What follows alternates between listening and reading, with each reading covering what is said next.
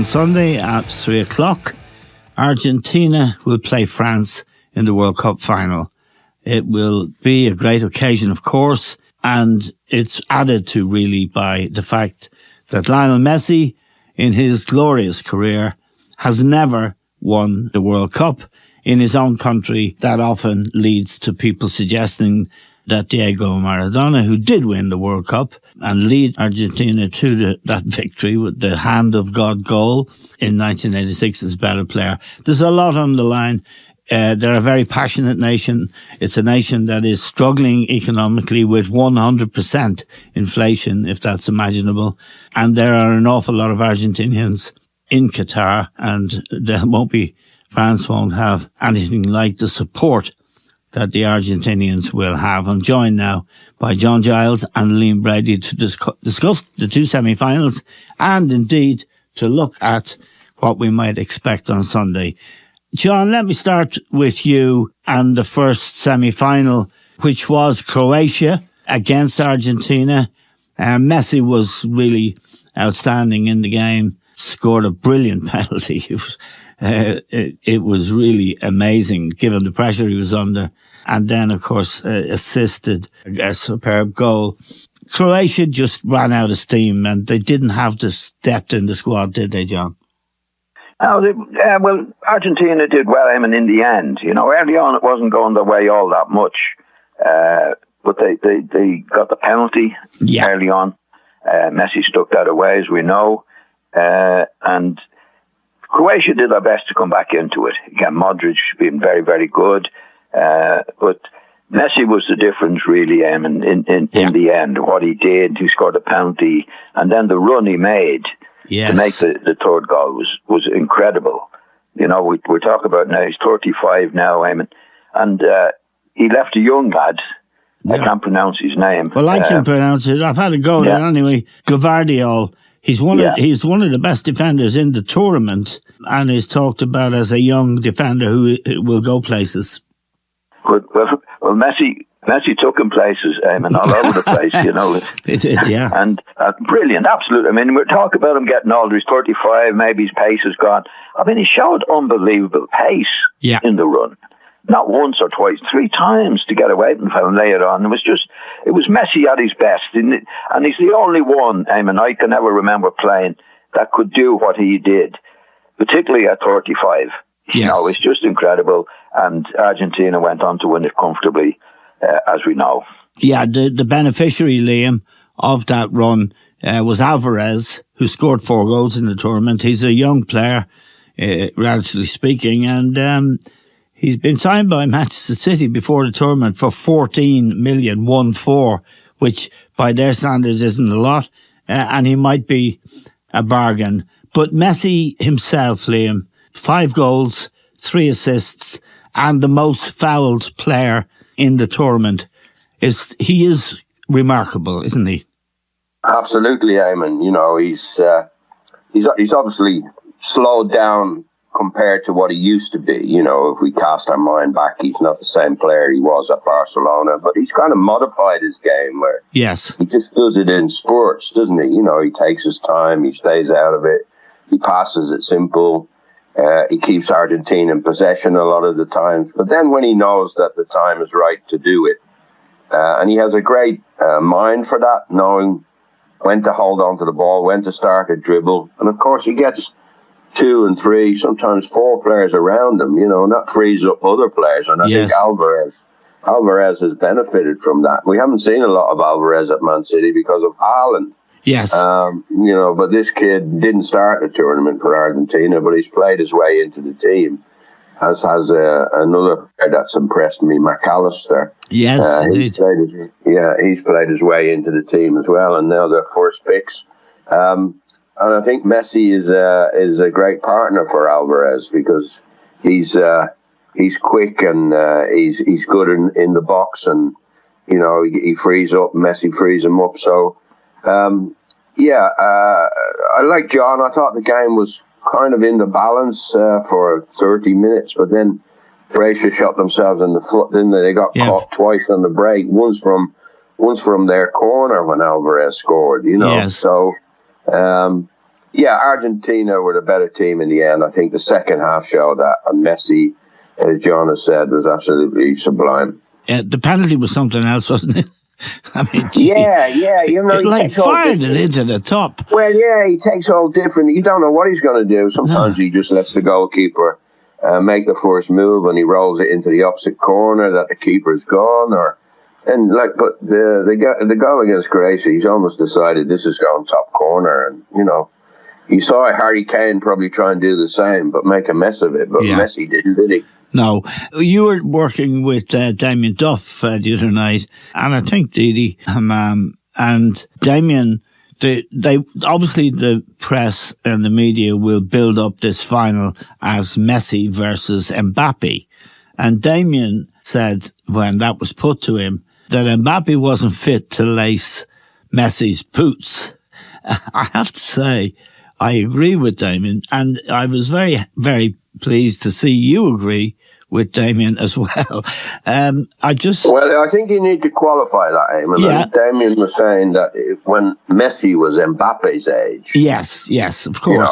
You know, it's not to put Mbappe down. 24. Mbappe's 24 years of age.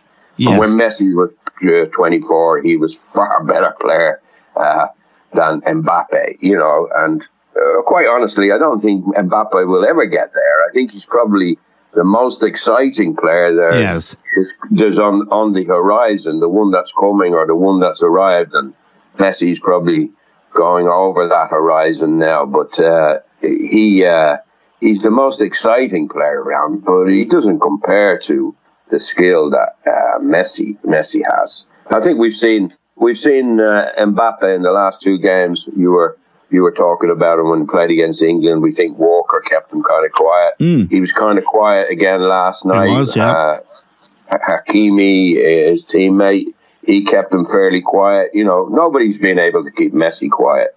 Now, John, I'm sure you'd agree with that. I mean, Damien is a very nice lad, and he wasn't in any way being angry or dismissive of Mbappe.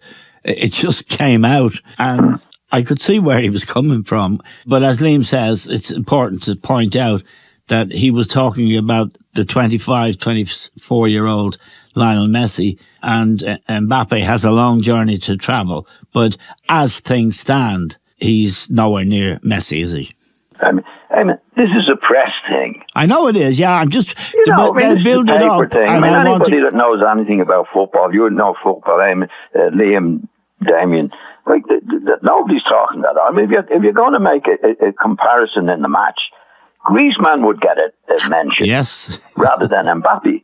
But Griezmann isn't a big name like Mbappe. This is press stuff. I mean, this is not football stuff at all. No. And we have to put up with it. But you're quite rightly mentioning it. You know, for people who are listening, like people who really, really follow football, and most people do it, especially listening to you. This doesn't come into it. No. You know, it doesn't come in. Mbappe and Messi. I mean, who can you compare with Messi? I mean, he's incomparable, I think, is the answer. And that Ronaldo would be the next one that comes to it. Yes. But they're different creatures altogether, the way they play. I mean, and Messi is still going. Yes. He's still going. You know, he's there. He's still doing his stuff. He's 35. It's remarkable. And we do honour him and praise him, which we should do. Liam, yourself, myself, particularly, because this is your program. But I don't know we'll ever see another Messi. Ever. No, and as Liam pointed out, he's modified his game with age. He's not doing the sort of slalom that he used to do through defences, taking out 4 or 5 men. Yeah. But it's a modified version of him. But when push comes to shove, he can make the difference. I mean, all the great players do that. You know, in most sports, you see that. If it's a golfer, they modify their game because they have to, because of the physical element in it, right? But the head comes into it more, you know? Yes. The brain, how to do it, how to do this. Don't run here when I'm not able to run here. That's what these great players, that's how they last. Yes. They get better as they go along. Yes. You know, they learn more about the game. As you say in football, you all say in football, you never stop learning in football. But what the great players do is they actually know how to learn themselves, if that's the right word, in doing what's on the pitch. Of course, he doesn't run as much as he does, but he's just as effective because he does it at the right time. Yep. The great players do that, and he, as we know, is one of the best ever. Oh, ever, yeah, of course. I mean, and so much magic he's given to people. And I think, Liam, he actually spoke after the game the other night, and he said that he was enjoying it for the first time at World Cup. He obviously feels pressure, but not as bad. He referred to the fact that they'd gone 36 games unbeaten coming into this tournament, and that they'd won the Copa America 2 years ago, which is their South American equivalent of the Euros. And that gave him great satisfaction. And in fact, he was brilliant in that tournament. I've read it up, and he scored the key goals, and that appears to have given him great satisfaction. And the thing that's sometimes said in Argentinian debates about this matter is that Maradona led them to the World Cup victory. Messi has yet to do it, and therefore has yet to prove something. It's a kind of odd stuff, but you can imagine that debate taking place, and you can imagine him also wanting to close it down. Yeah, well, it's a bit unfair, isn't it? After the way he's played, he's probably had a far longer career than Diego Maradona. Well, not probably, he has, and he's been playing for Barcelona. He reached some fantastic heights and Champions League wins and things like that. Well, he was in a great team with Iniesta and Xavi and so forth. For Argentina, people are always going to say that about him. Well, he didn't do what Diego did. Diego won it in 1986. He got us to the final in 1990 and things like that. So it's not fair, but it's going to happen, Eamon.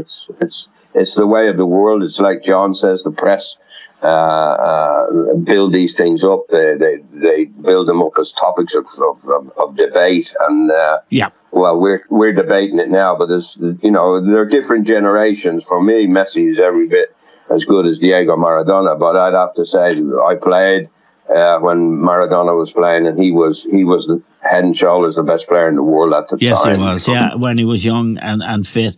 Let's move on to the Morocco-France game last night. John, they took a chance, Morocco. They had 3 players who were doubtful, including their captain, Romain Saiss, and they played them. One of them lasted about 15 minutes. Saiss himself, the captain, he had to go off, and the other guy went off at half-time. But meanwhile, they gave a crucial goal away to allow France to take the lead. It's always difficult when big players say they're fit and they're not. It's a hard decision for the player and a coach, and this coach really, Walid Regragui, has done a fantastic job with that Moroccan side. It's up to the player, to be honest, isn't it, really? Or do you think so? Not always, Eamon. Right. Not always.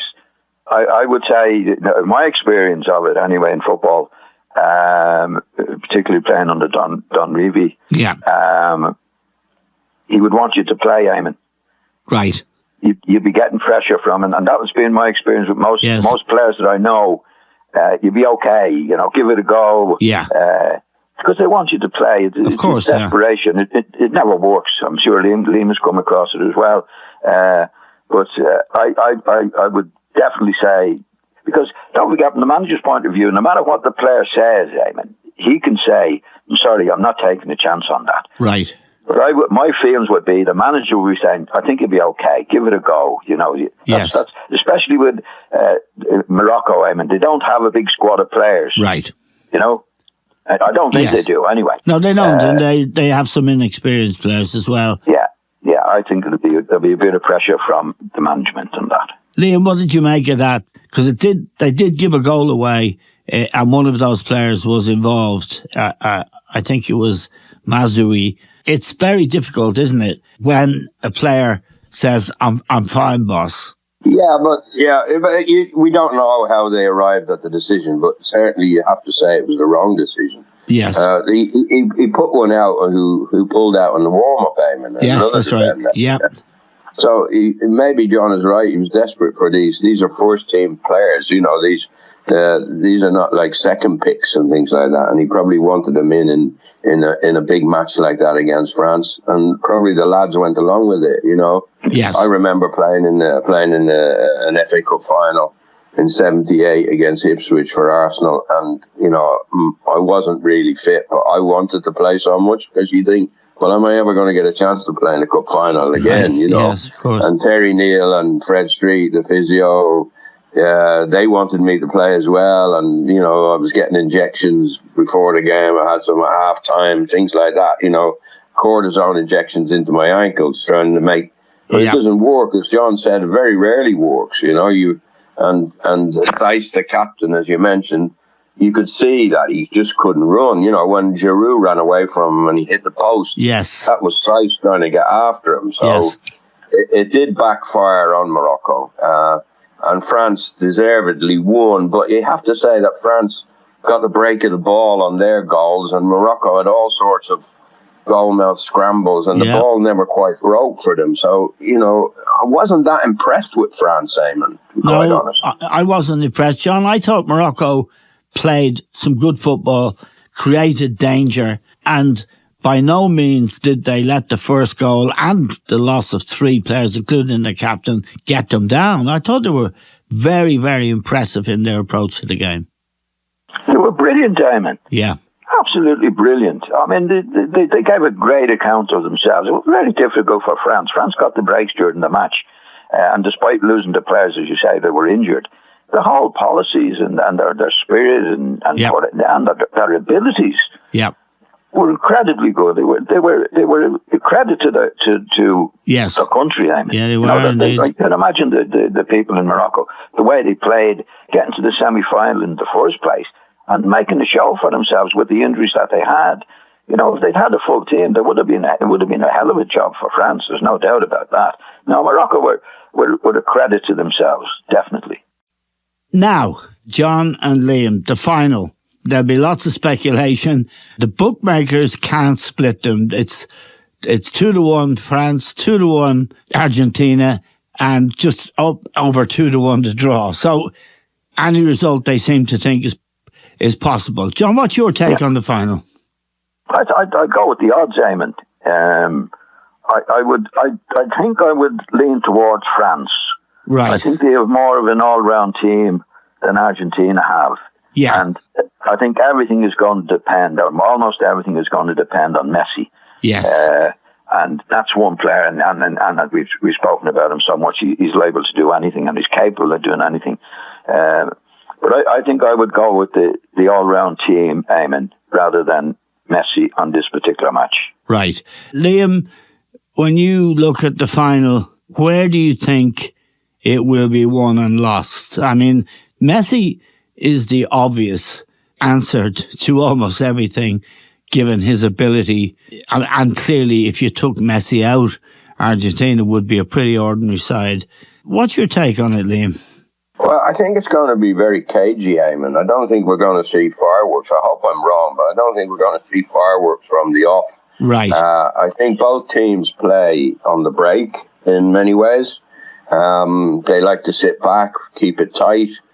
I think Deschamps has come in for a little bit of criticism that he doesn't let these players off the leash. They're very, very cautious to begin with, and they try and hit teams on the break. And yes. They can do it because they've got Griezmann who can come up with that beautiful pass, and they've got Mbappe, although he's been quiet the last 2 games, kept quiet by 2 really good displays by the full backs. Yes. He's up against now. I don't know whether the Argentinians can stop him, So I'd be leaning with John that France have probably more strings to the bow, whereas Argentina have got Messi, and obviously Alvarez, having come in the team, has been a great help to him. So, but much depends on Messi. Whereas, like John, I would say France all round, even defensively. I thought the 2 central defenders, Konate and Varane, they're good players, So They're a big, strong team. They're a physical team. They brought some subs on yesterday that did well for them, so... I just tip the scales in France's favour, but I'd qualify that by saying I don't want that to happen. Yes. I want Messi to win the World Cup and crown off what's been a magnificent career in the game. Yes, and I think I agree with you. I'm sure John does too, because there's so much respect and affection for Lionel Messi. John, it was noticeable last night when France got the goal, the early goal. They didn't press it home. In fact, I thought they sort of sat back and decided we're going to make it hard for these Moroccans to get the goal they need. And when they did that, Morocco responded and played some really good football and put France under pressure. Yeah. And Deschamps has won everything. He captained France to win the World Cup in '98. He managed them to win the World Cup in 2016 or 18. And he's been a magnificent coach. But I can't understand why he doesn't really let them off the leash. And in particular, I'd ask you, first of all, to confirm that what I thought I saw last night was a team that was cautious enough, maybe overcautious. And secondly, would you man-mark Messi? Well, for the first answer, Eamon, was that, Morocco, when you lose a goal, Eamon, obviously, I think their tactics would have been, had they not lost an early goal, to sit back more than they did. Yes. That's what they did in the other matches and did it extremely well. But this is why this team was so good. They decided, we can't sit back. Obviously, they can't sit back. We've got to go at it. And therefore, would put the French. I don't think the French sat back on it, Eamon. I think they were forced back in this particular match. Okay. Because Morocco are very, very good, and they're not scared of anything. So I think they had the right go at them. Sorry, what was the last question? Well, the other question is Messi. I mean, he is the game changer, and he really is capable, as we've seen, like, against, say, Mexico. Argentina were doing nothing. It was 0-0.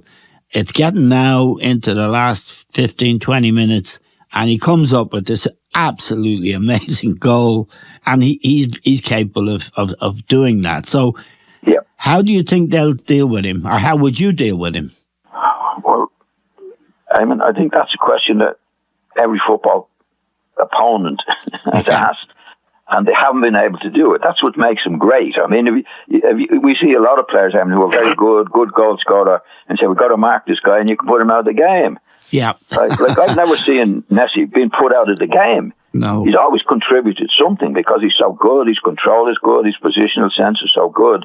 So, like, I'd say every manager that's ever played against Messi, is particularly when he got well known, yes. Look, we've got to mark this guy. We haven't seen it yet. Well, I haven't seen it. Obviously, some matches he wouldn't play as well in as other matches. But I think he's well marked now, but he's still able to do it. I mean, that's what these great guys can do. Right. So the question you asked me, I wouldn't be able to answer it properly. To be honest, I'll ask you another question. How they're going to be able to put him out of the game. I'll ask you another question. Who do you think will win, or do you think it might be a draw and go to penalties? I think I'll go with Liam. I think I would fancy. I think there's France are a more all-round team. Yes. I think Argentina are dependent almost entirely on Messi. Yes. And France are not dependent on any one player. Right. Liam, just on that question of how Didier Deschamps will reflect on what to do about Messi, what do you think the answer should be or will be? Well, I remember talking to Claudio Gentile not so long ago. I was with him about 6 months ago, and if you remember, he was the man of Maradona in the '82 World Cup. Yes. And he said he followed him everywhere. Berzot, the Italian manager, told him to man mark him, and he followed him everywhere. But he said he stood in front of him a lot of the time, so he couldn't get the ball, Yes. But, France would have to change. But to do that, would have to change the whole way they play. So I'm not too sure they're going to man for man. You know, they've got two good defensive players in at least the other against Morocco last night. Fofana, I think his name was. Yes, he came on. Tuamene, and these lads can play a bit, but they also know how to tackle and defend. So I think they're going to be given the job to kind of try and stop Messi being as effective. But how do you stop him? And as John says, like, opponents and coaches and managers, they've all been trying to come up with that answer, and not very, very few have come up with it, you know. So when you played in France, I wouldn't call the game. I'd be just like John. I'd say France more all round. However, you know, if Messi can have the same effect as he's had in the last couple of games, well, he could do it for Argentina. When you played in Italy, Liam, and I'm going to ask John the same question, because John was a great player for Leeds and obviously an important player to stop. When you played in Italy, man marking, if my memory serves me, back in the day, particularly in Italy, was something they did, wasn't it? Oh, absolutely, yeah, absolutely. And stick to you like a leech. I had it. You would have had it big time. Yeah, and I believe John did as well, because we've talked down through the years that the worst are the fellas who give you the most problems. You know, some guys can man mark you, but you outthink them and you get away from them and you do your stuff and so forth. But there's other guys who just they never leave you alone. You know, you go in the toilet, they pop up into the toilet with you. You know, well, And John, I'm sure John would say the same. It depends on the opponent who comes out the best. But I don't think, whereas Berzot with Gentile used to say, Mark Zico, Mark Maradona, and that's solely your job. And the Italians, whatever way they did it, they could still come up with a defence to handle that. Whereas I think if France nominate, let's say, a defender to mark Messi tomorrow, it'll mess up their whole system, you know. So I think they'll depend on the midfield players to try and limit to the supply that gets to Messi. Right. You know? Yeah. But I'd be interested to hear what John thinks about man for man. Yeah, John. Yeah. You know, you were a great player, and you were and Billy Bremner, the Leeds. You know, the great players in Leeds. There was a lot of great players in Leeds. But in midfield, stop Giles and Bremner, and that's the deal done. And there was a lot of man marking in the English game, John, at the time you played, because I was playing myself. And even in the what's now the Championship, you'd get guys, and I was a playmaker, so you would get guys man marking you. Did it happen to you much? And how did you deal with it? Like, one example, I saw you play against Arsenal in the old Highbury, and Peter Storey, I think that was his name, who was a renowned hard man, marked you that night. And he marked you, but there was no flare-up. But I asked you about it afterwards, and you told me that he'd done this quite a bit, and you'd done him, he'd done you, and there was a kind of truce between the two of you. That's roughly the story, isn't it? Well, yeah. Well, there was always a hard man in the opposite team. He was particularly hard. Yeah. Oh, and he was good at it. It was some were not so good at it. But Peter Storey was a hard nut. He never said a word to him, and he just kicked you, you know. But he was good at it, and he was a good player. But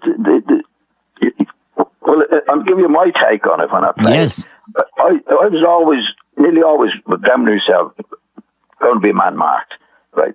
So my take on it was, well, if we're playing, he can't take it out. In other words, if they have the ball and I'm chasing the ball down, not to Peter Storey, but anybody there, I'm chasing the ball down. Well, the fella that's marking you, Eamon, can't mark you when you're doing that. Right. He can't follow you. So it just doesn't make sense.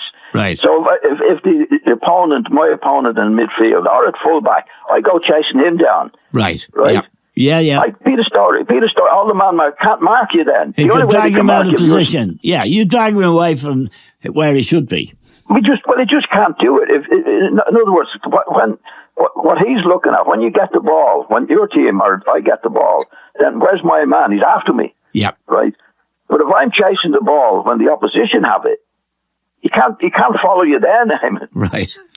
So I mean, so in other words, you say, right, well, as soon as they get the ball anywhere in the middle of the field, I'm going to be after him. Right. Hopefully, I'd win it. If I don't win it, then one of my other players will win it. Then I'm away from the fella that's marking me. Yeah. Would you be tempted? Does that make sense? Not quite for me, but maybe for Liam. Let me put another question to you then, John. If you were the French manager, Didier Deschamps, would you be tempted, or would it cross your mind to make someone responsible for Messi and say, stick with him like glue? I'd be tempted to, Eamon. I'd be tempted to, but I wouldn't necessarily do it. My attitude would be when in football generally, is that very important. There's only one ball on the pitch. Yeah, we all know that. And that's a bit of a cliche. There's only one ball on the pitch. So if you're dominating the ball, like Messi, don't forget, Messi doesn't chase back. He doesn't run. He waits. That's his game. Yeah. Right. So you have your attitude is okay. If he's not going to chase the ball, then there's only 9 of them chasing the ball. Yes. Right. So we keep the ball. We don't give it away. Yep. We concentrate on, but if you concentrate more on your own team. Right. This is what we're going to do. Right. This is what, and really, really stress that. So the more we have the ball, the less Messi can get the ball, the less we can do this and do that, the other. That's a thing I would probably do. Right. Liam, just to go back to you, because your experience, which is very like John's, in a different era in the game of being man-marked. If you were the manager of France, would you be tempted by that tactic with Messi? No, because they play a strict 4-3-3, Eamon, and I don't know who you would designate. Obviously, Griezmann is the more forward of the 3 midfield players, and they've got 2 holding midfield players. But I think you mess up your system, and I like John. I think Deschamps got to be confident in saying, "No, we've got the system. Yes, we've got the players. We're going to stick to our game plan." And I wouldn't if I was them. A bit like John is saying, a bit like Croatia did for the first half hour of the game, is they dominated the possession and they kept the ball. And as John says, if you got the ball, Messi hasn't got it. Do you know what I mean? Yeah, absolutely. But you've obviously got to be so aware of him that if Argentina nick it, you've got to get close to Messi, or else you give him half a yard and he's away. Yeah, well, that's going to be the fascinating. Can France keep Messi quiet? Can they do it? And or is Griezmann, Giroud, and Mbappe going to finally, show that the Argentinian defense is not that good? Right, and of course we all, I'm sure, are agreed that winning the World Cup would be a fitting end to a great career for Lionel Messi. I'm very grateful to John, Giles and Liam Brady